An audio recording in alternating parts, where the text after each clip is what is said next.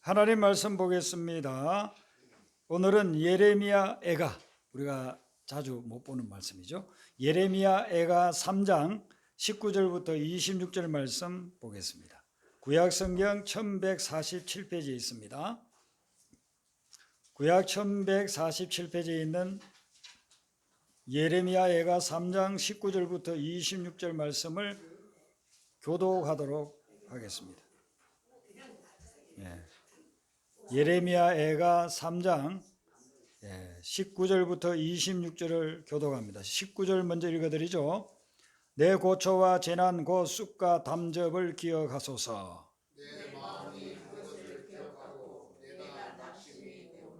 이것을 내가 내 마음에 담아 두었더니 그것이 오히려 나의 소망이 되었사오면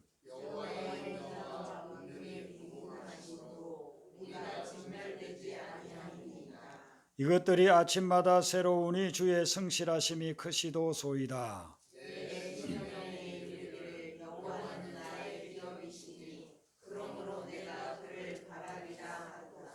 기다리는 자들에게나 구하는 영혼들에게 여호와는 선하시도다.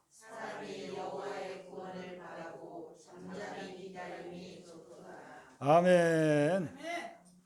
오늘 이 본문 말씀은 예레미야 선지자가 기록한 말씀인데 애가라고 해요. 애가라고 하는 것은 슬플 애자 노래가 짜가지고 슬픈 노래라 그런 뜻입니다. 왜 슬펐느냐 하면은 자기 나라가 망했어요. 예루살렘 성이 바벨론 군대에 다 짓밟히고 망해버리고 하나님께 예배드리는 성전이 불타버렸어요. 성전이 오늘날 교회 그때 성전보다도 더 크고 더 멋지게 지어놓은 교회들도 많이 있지만 그 당시로 볼 때는 지금으로부터 거의 한 3,000년 전에 솔로몬이 만들 때는 세계 어느 곳에도 비교가 안 되는 화려하고 웅장하고 아름다운 그런 성전이었습니다. 그 성전이 영원할 거라고 했어요. 성경을 읽어보면 그 성전이 영원하리라는 그런 말씀들이 나와요. 그렇게 생각하고 신앙생활을 했는데 그 성전이 다 불타버리고 무너져버리고 외국인들 군대에 말 밟고 며칠 팔비는 그런 결과를 가져오게 됩니다. 그걸 보니까 너무나도 슬프고 애통해서 그래서 고통 속에서 울부짖으면서 기록한 말씀이 오늘 이 예레미야 애가예요. 여러분 오늘날 전쟁이 일어난 곳을 생각하시면 돼요. 우크라이나나 팔레스틴이나 이런 데 전쟁이 일어나니까 어떻게 됩니까? 수백 년 동안 조성 대대로 살아오던 집들 다 불타버리고 다 무너져 내리고 가족들 죽고 친척들 죽고 전부 지금 몇백만 명이 외국으로 도피해서 살고 이루 말할 수 없는 고통을 당하지 않습니까? 이게 바벨론의 침공에 의해서 무너져 내렸던 이스라엘의 그 예루살렘 성을 봐도 성전을 봐도 너무나 고통스러워서 예레미야가 이 슬픈 노래를 지어서 불렀던 겁니다.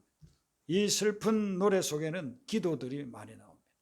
오늘 본문 말씀에는 하나님 앞에 막 슬퍼하면서 기도하는 거예요. 첫 번째 기도가 뭐냐면 내 고초와 재난을 기억하소서. 하나님이여 지금 우리가 당하고 있는 이 고초와 재난을 기억하소서.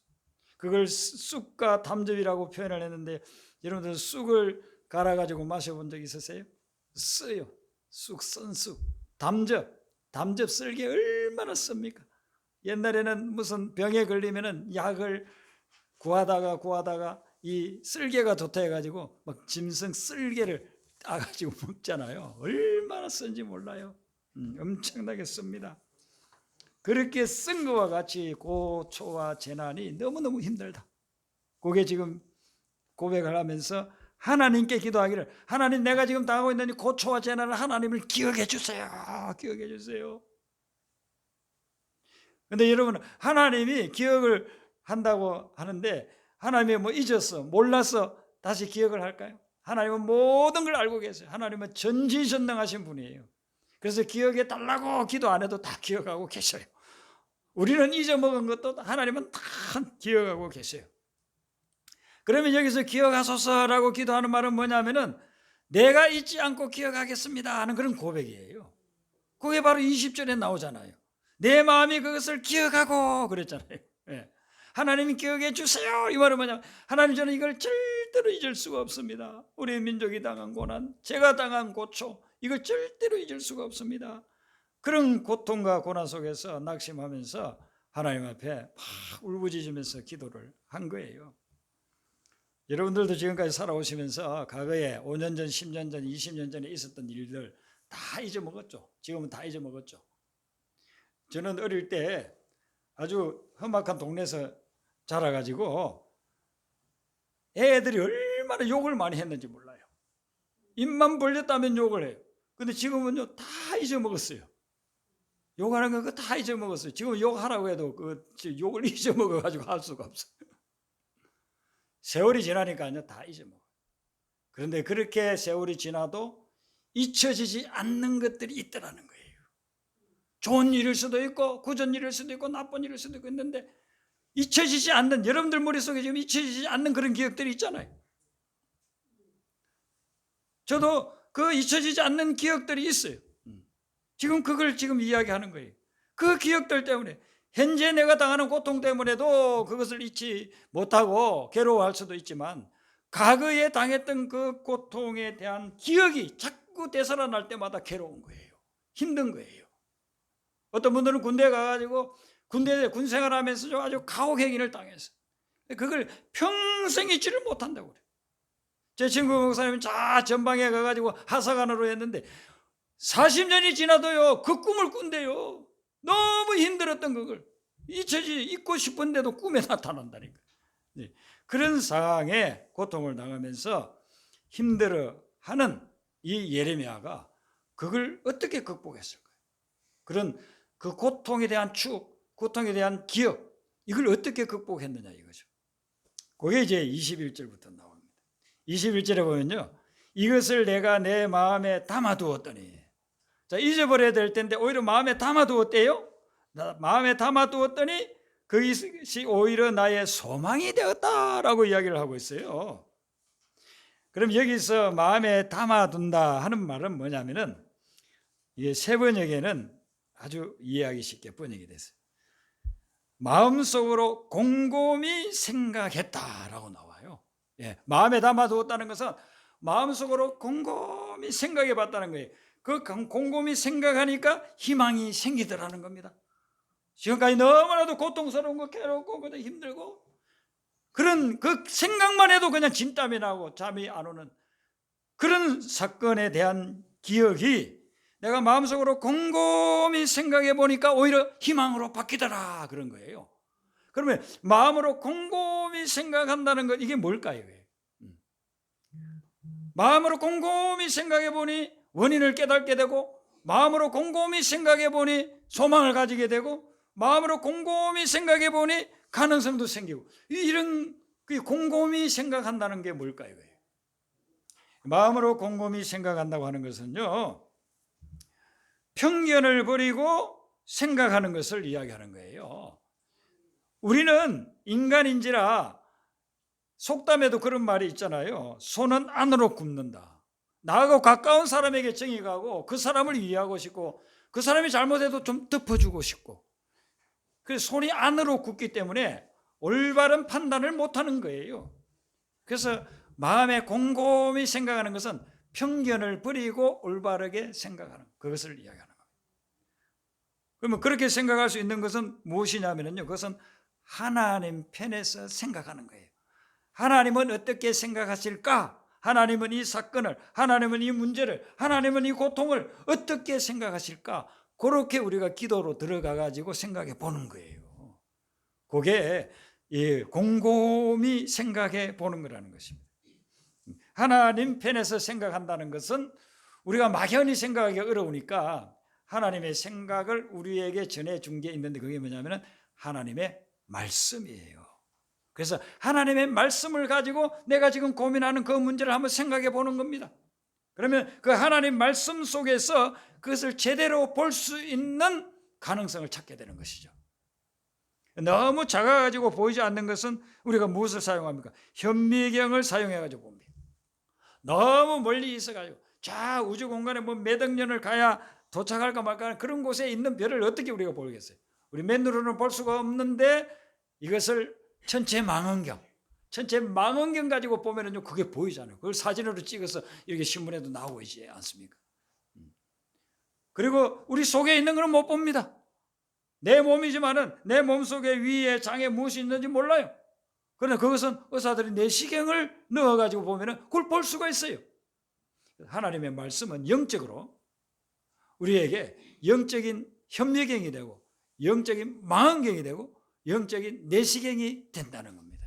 그래서 하나님의 말씀을 통해서 보게 되면 내가 맨눈으로 보지 못하는 것, 평소에 못 보았던 것, 그런 걸 갖다가 볼 수 있게 된다. 그러고 마음에 곰곰이 생각한다는 것은 말씀을 통해서 나를 보는 거예요. 그리고 말씀에 들어가 보면 내 과거가 보여요. 내 과거가 어떻게 삶을 살아왔는지, 어떤 삶인지 그런 게 보여요. 그리고 말씀에 들어가면 앞으로 내가 어떻게 될지가 보여요. 예언서의 말씀들을 쭉 우리가 묵상하면 앞으로 내 삶이 어떻게 될지 그런 것들이 보인단 말이죠. 그래서 하나님의 말씀 속에서 예레미야는 자기의 삶을 보면서 희망을 가지게 된 거예요. 그래서 이제 하나님의 말씀을 통해서 그가 곰곰이 생각했을 때 뭘 깨달았는가? 그게 이제 22절부터 나오잖아요. 22절에 보면은 여호와의 인자와 긍휼이 무궁하심으로 그랬습니다. 이게 세 번역에서는요, 주님의 한결같은 사랑이 다함이 없다. 자, 예레미야가 깨달은 것은 뭐냐면 하나님의 사랑에는 끝이 없다는 걸 깨달았어요. 그가 곰곰이 말씀을 통해서 묵상하고 생각을 했더니 하나님의 사랑에는 끝이 없다, 이걸 깨달은 겁니다. 우리가 하나님의 사랑을 깨달을 수 있는 것이 다른 게 하나님 말씀 속에 들어가야만 하나님의 사랑이 끝이 없다는 것을 깨달고 있는 거예요. 자, 하나님의 말씀이 끝이 없다고 하는 것은 뭐냐면 하나님이 우리를 절대로 포기하지 않는다는 것입니다. 우리가 잘못되고 그런 길로 가게 되면 포기할 수 있어요. 그런데 사람들은 포기하지만 하나님은 포기하지 않아요. 내 아내, 내 남편이라도 내 자식이라도 어떤 데는 포기하는 경우가 있어요. 여러분, 탕자 이야기를 보세요. 탕자의 형은 자기 동생이 아버지 재산 달라 해가지고 가서 흥청망청 쓰고 타락된 삶을 살 때 동생이라는 걸 갖다 다 포기해버렸어요. 더 이상 너는 내 가족이 아니다 생각. 왜 그러냐면 그 동생이 다시 돌아왔을 때에 제 동생이라고 하지 않고 아버지의 아들이라고 해요. 나하고 아무 상관이 없어요. 이제는 동생 아예 포기해버린 거예요. 그래서 사람들이 그럴 수 있는 거예요. 우리도 그럴 수 있습니다. 아주 친했던 친구라도 어떤 관계가 깨어지게 되면 아예 포기해버린 거예요. 그런데 하나님은 포기하지 않더라는 거예요. 예레미야가 그것을 깨달은 거예요. 우리가 지금 이런 환난과 고난을 당하고 있지만은 이게 하나님을 섬기지 않고 우상을 섬기고 하나님 앞에 범죄한 그런 결과로서 하나님의 채찍인데, 그렇다고 해서 하나님이 우리를 버리는 것은 아니다. 하나님의 사랑은 끝이 없다. 끊임없이 지속되는 것이 하나님의 사랑이다 하는 것을 깨달았어요. 그리고 또 어떤 걸 깨달았느냐 하면은 우리의 눈으로 보기에는 사랑이 아닌 것 같은 그것도 결국은 하나님의 사랑이더라 하는 것을 깨달은 거예요. 여러분, 우리가 어저 맞을 때 저 사람이 나를 사랑한다 이렇게 생각하겠습니까? 저 사람이 나를 때리면 나를 미워하고 나를 정오하니까, 그러니까 나를 사랑하지 않으니까 나를 때린다고 생각합니다. 그런데 하나님 앞에 얻어맞을 때 역시 예레미야나 이스라엘 백성들도 그렇게 생각했어요. 얻어맞을 때는 하나님이 우리를 사랑하지 않는구나, 하나님이 우리 민족을 사랑하지 않는구나, 우리 민족을 버렸구나 이렇게 생각했는데 하나님 말씀 속에 쭉 묵상을 해보니까 그게 하나님이 우리를 버린 게 아니고 그것마저도 하나님의 사랑의 표현이었더라. 그걸 깨달은 거예요. 그것마저도 하나님 우리를 사랑해서 우리를 바른 길로 돌아오라고 채찍질 하는구나 하는 것을 깨닫게 됐다는 것이죠. 3개월 전에 신문에 아주 크게 난 사건이 있었어요. 브라질에서 중형 여객기가 가다가 추락해버린 겁니다. 거기에 승객이 57명, 승무원이 4명 타고 있어요. 모두 61명이 한 명도 살아남지 못해요. 다 목숨을 잃었습니다. 그래서 많은 충격들을 받았죠. 그리고 이제 며칠이 지나고 난 후에 그것과 관련된 뉴스가 또 올라왔어요. 그거 뭐냐면은 원래 그 비행기를 타려고 했던 사람들 중에 10명이 그 비행기를 타지 못해가지고 살아남았다는 거예요. 이 사람들이 다 예약하라고 이제 타려고 했는데 탑승구를 다른 쪽으로 간 거예요. 탑승구를 다른 쪽에 갔다가 이제 여기가 아니라고 하니까 막 또 다른 탑승구 자기 원래 가야 될 곳으로 찾아가다 보니까 이미 거기에는요 탑승 수속이 다 끝나버렸어. 그래서 다 들어갈 사람 들어가고 비행기 문은 다 닫혀버린 거예요. 이것은 내가 몇 달 전에 예약해 놓은 겁니다. 우리 가족을 만나야 됩니다. 나는 사업상 중요한 일을 이 비행기 타고 가서 그곳에서 해야 됩니다. 그렇게 아무리 해도 못 들어갑니다. 탑승구는 다쳤습니다. 다음 비행기를 예약해 가지고 가세요.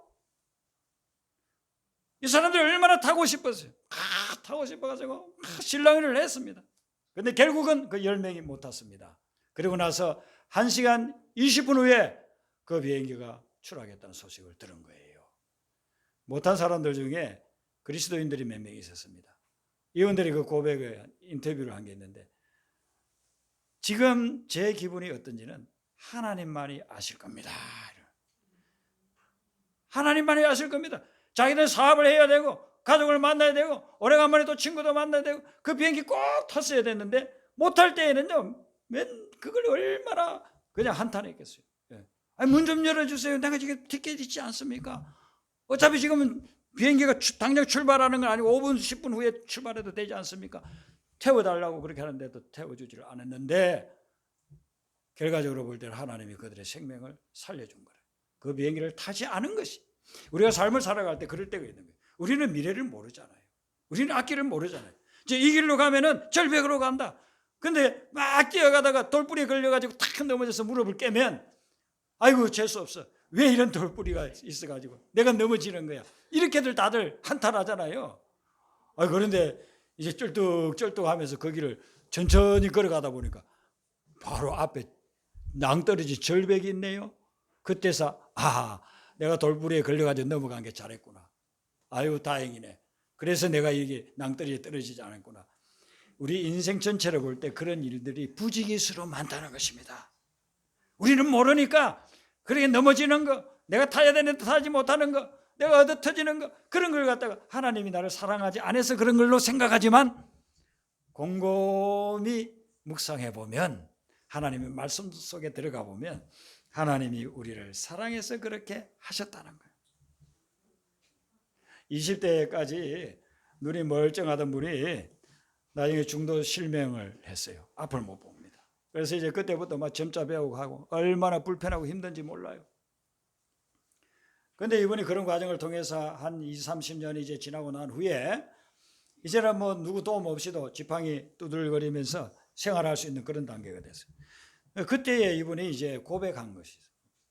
두 가지를 고백했는데, 나는 다른 사람들이 받지 못한 축복을 두 가지 받았다. 눈이 있고 밝게 보는 사람들이 이게 받지 못한 축복을 내가 두 가지 받았다. 첫 번째는 뭐냐면은, 과거에는 사람들을 다 외모로 판단했대. 멀쩡한 눈을 가지고 있을 때는 보는 대로 느끼는 대로 저 사람이 가진 거, 그리고 외모로만 다 판단했대. 그런데 지금은 어느 누구도 외모로 판단하지 않는다. 어느 누구도 외모로 판단하지 않는 복을 받았다. 우리 그러지 않습니까? 우리가 눈에 보이니까 자연의 외모로서 판단하는 거예요. 저 사람이 어떻게 생기고, 저 사람 뭐 키는 어떻고, 저 사람이 뭐 가진 건 어떻고, 저 사람 능력은 어떻고, 저 사람 사는 집은 어떻고, 그거 가지고 끊임없이 비교하면서 무시하기도 하고 부러워하기도 하고, 그렇게 하면서 외모로 판단하면서 비참하게 사는 그런 경우가 얼마나 많이 있습니까? 그런데 자기는 이제는 아무도, 어느 누구도 외모로 판단하지 않는 그런 복을 받았다는 거예요. 두 번째 복은 뭐냐면은, 눈이 멀쩡했을 때 볼 수 없었던 그 보이지 않는 세계를 눈이 보지 못함으로 인해서 그 세계를 보게 됐다는 거예요. 우선 자기가 눈이 어두워졌기 때문에 복음을 받아들이고 예수님을 믿게 됐다는 것이죠. 그리고 구원을 받게 됐고 영생을 보게 된 거예요. 영생을 보게. 진정한 사랑이 무엇인지도 깨닫게 되었고, 하나님이 주시는 그 평안이 무엇인지도 그는 깨닫게 됐다는 것이죠. 눈이 멀쩡할 때는 보지 못했던 그 보이지 않는 세계를 자기는 보게 됐다는 것입니다. 그러니까 이것이 얼마나 은혜인가 하는 것이, 하나님을 만나고 나니까 말씀 속에 들어와 보니까 그런 게 깨달아지는 것이죠. 오늘 이 말씀 속에서 또 예레미야가 깨달은 것이 어떤 것이 있느냐면 24절 말씀 한번 보세요. 24절 우리가 같이 한번 더 읽도록 하겠습니다. 자, 24절 같이 읽습니다. 시작. 내 심령에 이르기를 여호와는 나의 기업이시니 그러므로 내가 그를 바라리라 하도다. 아멘. 지금 예레미야가 깊은 진리를 깨닫고 나서 지금 이 고백을 하는 거예요. 이걸 지금 세 번역으로 보면 어떻게 되냐, 내 심령에 이르기를 여호와는 나의 기업이라. 이 말씀이 세 번역은 이렇게 번역합니다. 나는 늘 말하였다. 주님은 내가 가진 모든 것, 주님은 나의 희망이다. 이걸 깨달았다는 거예요. 그러니까 주님이 모든 것의 모든 것이고 주님이 나의 희망이다. 이걸 자기는 깨달았다는 거예요. 모든 것이 하나님으로부터 온다는 겁니다. 우리가 가지고 있는 것, 누리고 있는 것, 지혜나 능력이나 재물이나 성공이나 행복이나 이런 모든 것들이 다 하나님으로부터 왔다. 그리고 하나님이 생사화복 모든 것들을 다 주관하신다. 이것을 깨달았다. 그래서 내가 가지고 있는 것, 소유하고 있는 것을 다 잃어버려도 하나님만 잃지 않으면 인생에는 희망이 있더라는 거예요. 그걸 지금 고백하고 있는 거예요.